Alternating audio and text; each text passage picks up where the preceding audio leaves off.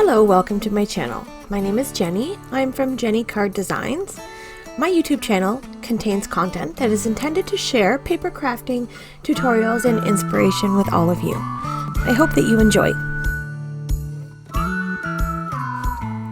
Okay, for today's project, we're going to be using some black cardstock and some blue cardstock. These are heavyweight cardstocks, 110 pounds.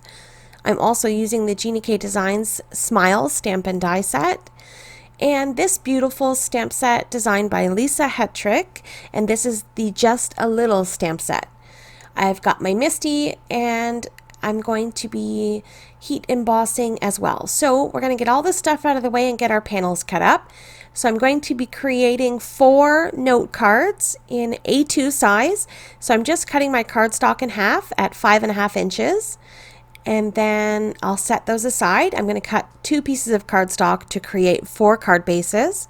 And then I'm going to cut a black panel, and these are going to measure 4 by 5.25.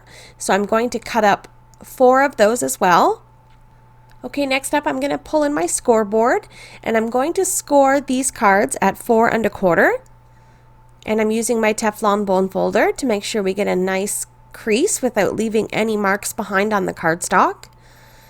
And I'll do this for all 4 of my cards as well. And then we're going to use the bone folder to crease the folds on all of these cards. And now, because this is a heavyweight cardstock, you want to make sure that they're scored very well. And I just want to check to make sure that the panel fits. And we're going to set these aside and come back to those later. I'm going to take my Misty and load up a piece of the black cardstock, and I'm going to use the large floral image, and I felt like I needed to put my cardstock in the center. If you had the Misty Creative Corners, this would work for you. I don't have them, so I use a piece of washi tape, and the washi tape just gives me a little bit of a guide, and I just put my tape on my Misty mat, and then I line my card right up to it, and then I know where it needs to go next time. So I use my magnet to hold my cardstock in place and get the stamp picked up with the door of the Misty. And then I grab my little embossing kit with all the things I need for heat embossing. And I put some anti-static powder bag very generously over this cardstock because it's black, and any little extra flecks are going to show up a lot. They'll be very noticeable. I'm going to ink up this stamp with my JennyCardDesigns watermark ink. And I'm going to press very firmly, making sure I get a good transfer of ink. And then I got a nice coverage on the first stamp, so I'm going to pull this out of the Misty and grab a coffee filter and some silver fine detail embossing powder. And I'll sprinkle that embossing powder over my stamped image and tap off any of the excess. And I'll use a little paintbrush just to kind of sweep away any of those excess bits. As I said, this is black cardstock, so it's definitely going to show up if there's stuff there that you don't want. So we'll make sure that that's all cleaned up and ready to go. And I'll set this panel aside to the top of my screen and put away my embossing powder. And then I turn on my heat gun and just kind of set it off to the side and let it warm up. And now while it's warming up, I'm going to go ahead and stamp this a second time. So I'll do all the same steps using my anti-static powder bag, my JennyCardDesigns watermark ink, pressing very firmly, sprinkling my silver embossing powder over my coffee filter, sweeping away the excess.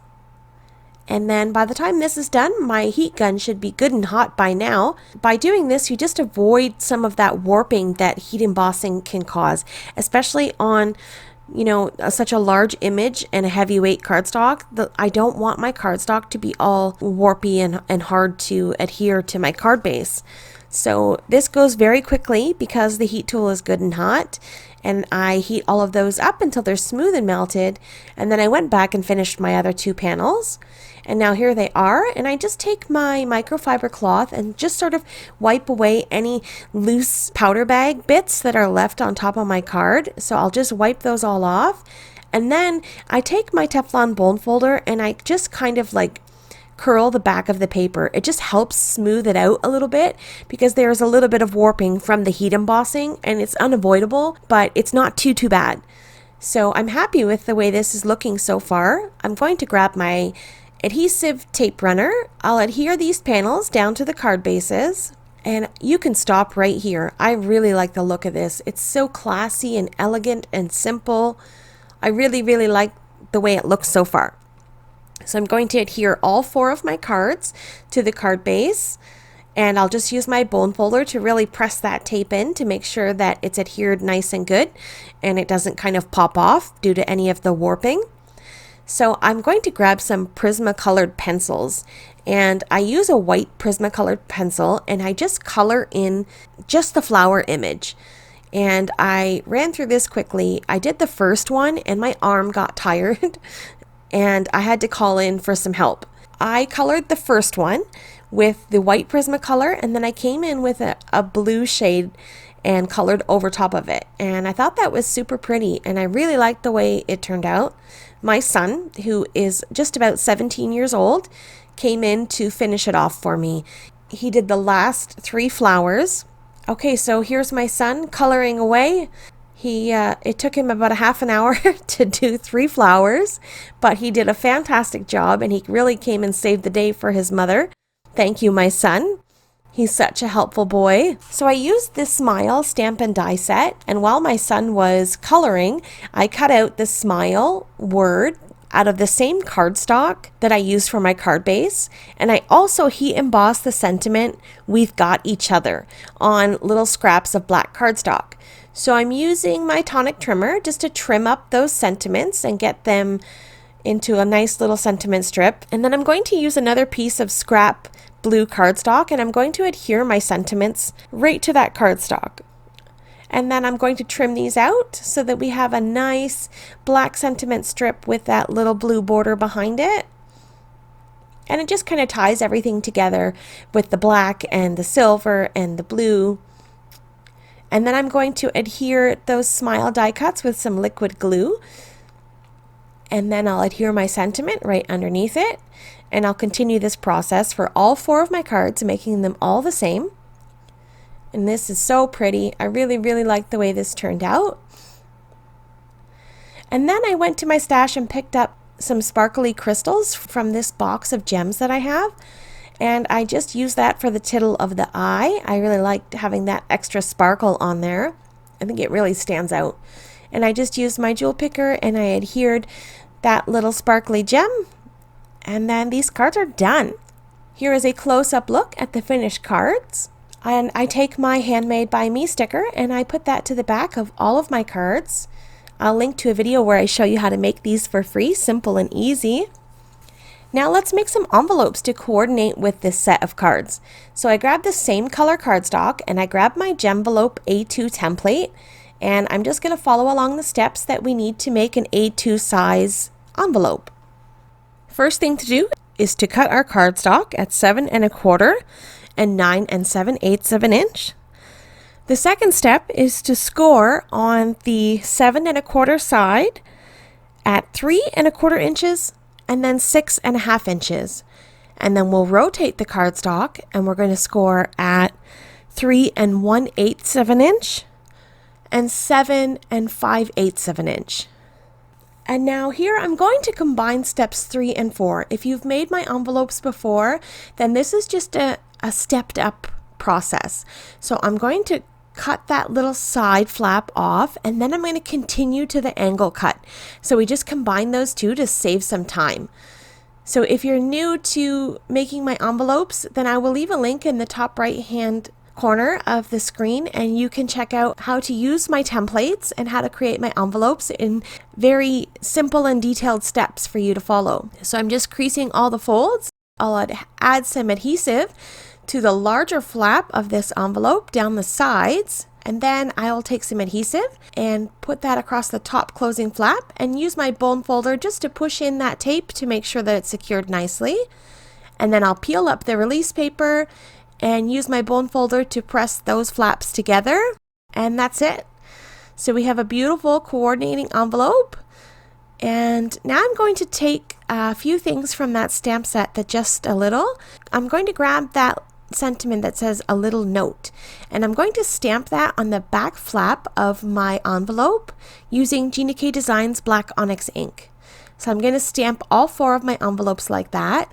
And then I'm also going to take the little butterfly image and I'm going to put that right over top of my sentiment. I think it's just pretty to add a little bit to your envelopes.